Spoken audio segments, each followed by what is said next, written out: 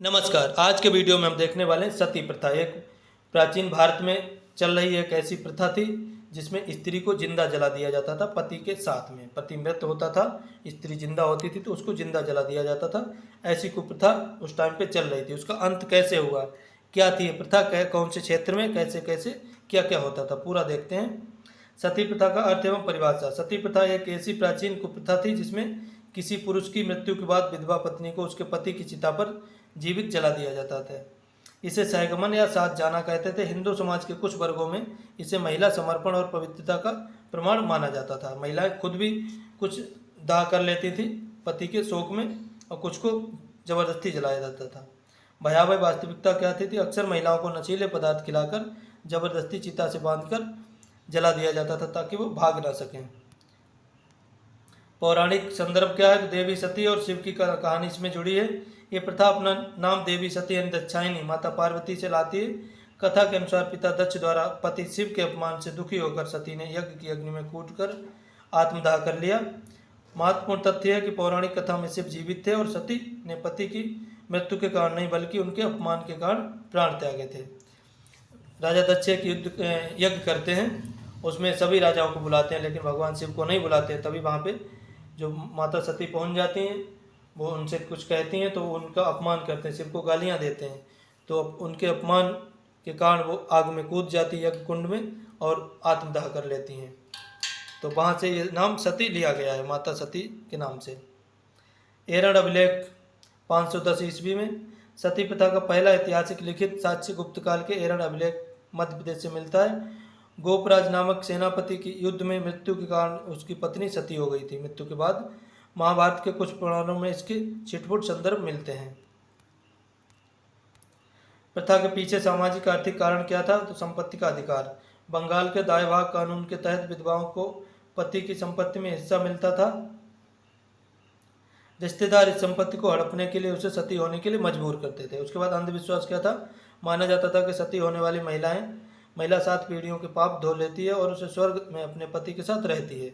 विधवाओं का शोषण क्या था?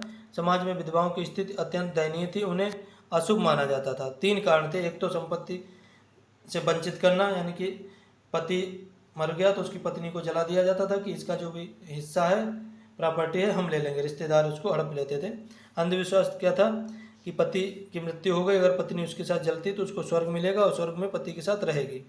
विधवाओं का शोषण। उसके बाद अगर जो नहीं सती होती थी तो विधवा रहती थी, उसको समाज में कलंकित माना जाता था, स्थिति अति दयनीय थी, उसको अशुभ माना जाता था विधवा को। जौहर और सती में अंतर क्या है? एक जौहर प्रथा, एक सती प्रथा।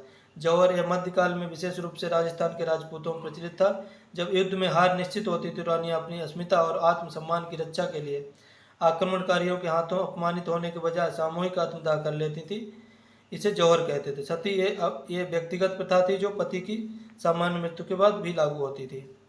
यानी कि जौहर प्रथा थी, राजस्थान में राजा युद्ध में मारे जाते थे तो उनकी पत्नियां जौहर कर लेती थी। राज्य में जितनी दासी, जितनी महिलाएं सब इकट्ठी होकर जौहर कर लेती थी कि विदेशी आक्रमणकारी उनको छू ना सकें, उनकी पवित्रता को कलुषित ना कर सकें।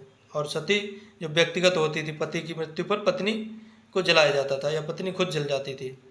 अब देखते राजा राम मोहन राय का संघर्ष, इन्होंने कैसे इस प्रथा को अंत करवाया। राजा राम मोहन राय एक परिचय देखते हैं। तो 22 मई 1772 को बंगाल में इनका जन्म होता है। उन्हें आधुनिक भारत का जनक कहा जाता है और भारतीय पुनर्जागरण का अग्रदूत कहा जाता है।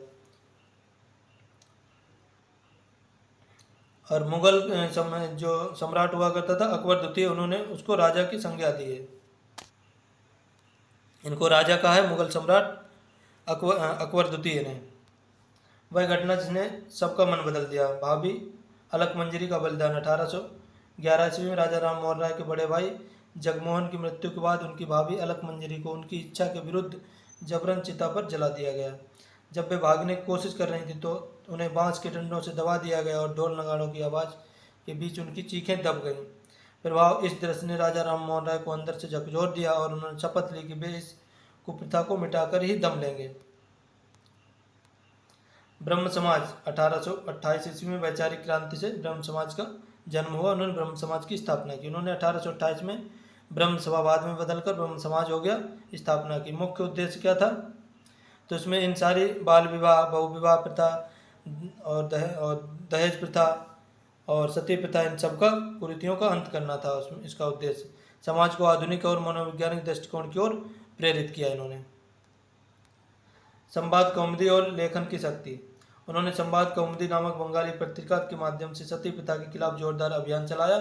उन्होंने शास्त्रों का हवाला देकर सिद्ध किया कि हिंदू धर्म के मूल सिद्धांतों में सती प्रथा का कोई उल्लेख नहीं है।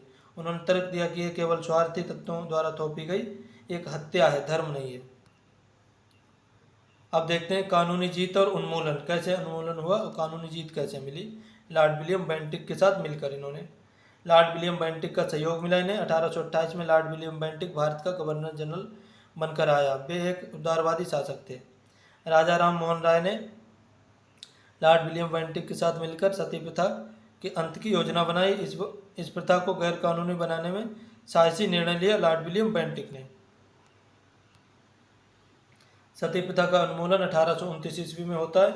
4 दिसंबर 1929 को बंगाल की सती विनियम बंगाल को 4 दिसंबर 1929 को बंगाल सती विनियम रेगुलेशन पारित किया गया। सती प्रथा को अपराध और हत्या के समान घोषित किया गया। अवैध घोषणा, विधवा को जलाना या दफनाना पूरी तरह गैर कानूनी होगा। दंड क्या होगा? सहायता करने वालों को गैर इरादतन हत्या का दोषी मानते हुए दंड दिया जाएगा। विस्तार शुरू में बंगाल में, बाद में 1830 में मद्रास और बॉम्बे में सब लागू हो गया। रूढ़िवादी विरोध और राजा राम मोहन राय का साहस। देखते हैं, इस कानून का कट्टरपंथियों ने कड़ा विरोध किया। उन्होंने राजा राम मोहन राय का सामाजिक बहिष्कार किया और उन्हें जान से मारने की धमकियां दी। विरोधियों ने इस कानून के खिलाफ लंदन की प्रिवी काउंसिल में अपील की।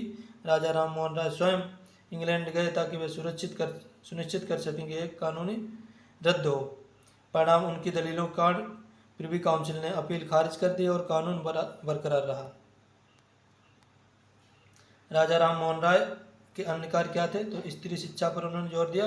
उनका मानना था कि बिना शिक्षा के महिलाएं स्वतंत्र नहीं हो सकती। उन्होंने कई स्कूलों की स्थापना का समर्थन किया। संपत्ति का अधिकार, उन्होंने मांग की कि पुत्रियों को भी पिता की संपत्ति का हिस्सा मिलना चाहिए ताकि वे आर्थिक रूप से मजबूर ना हो सकें। बाल विवाह का विरोध, उन्होंने बाल विवाह को समाज के लिए अभिशाप बताया और इसके विरुद्ध जनमत तैयार किया। सुधार का प्रभाव, एक नई चेतना। सती प्रथा के अंत ने भारतीय समाज में तर्क और मानवता के नए युग की शुरुआत की। महिलाओं के जीवन के अधिकार की रक्षा हुई। ईश्वर चंद्र विद्यासागर जैसे सुधारकों के लिए नया रास्ता खुला। विधवा पुनर्विवाह की नींव पड़ी। उन्मूलन का सफरनामा देखते हैं। 1772 में राजा राम मोहन राय का जन्म होता है। 1811 में भाभी अलग मंजरी सती होती हैं और वहीं से इन्होंने सुधार का संकल्प लिया। 1828 में ब्रह्म समाज की स्थापना करते हैं। 1829 में लॉर्ड विलियम बेंटिक द्वारा सती प्रथा पर कानून बनता है। 1830 में मद्रास और बॉम्बे प्रेसिडेंसी में इस कानून का विस्तार होता है। 1832 में प्रिवी काउंसिल ने कानून के पक्ष में फैसला सुनाया। उपसंहार, अमर गौरव। सती प्रथा का अंत केवल एक कानून नहीं था बल्कि भारतीय मानस की संकीर्णता का एक करारा प्रहार था। राजा राम मोहन राय ने अपनी बुद्धि, कलम और साहस से बहकर दिखाया जो सदियों से असंभव माना जाता था। वे आधुनिक भारत के प्रकाश स्तंभ हैं जिन्होंने अंधकारपूर्ण कुप्रथाओं को सदा के लिए मिटा दिया। तो राजा राम मोहन राय ने इन प्रथाओं को मिटा दिया। कितनी समाज के लिए कलुषित प्रथाएं थी। एक हत्या कर दी जाती थी स्त्री को उसके पति के मरने पर। तो आशा करता हूँ आपको वीडियो पसंद आया होगा। चैनल को सब्सक्राइब कर लीजिए और इसी तरह हमारे साथ जुड़े रहिए अपने ज्ञान को बढ़ाने के लिए।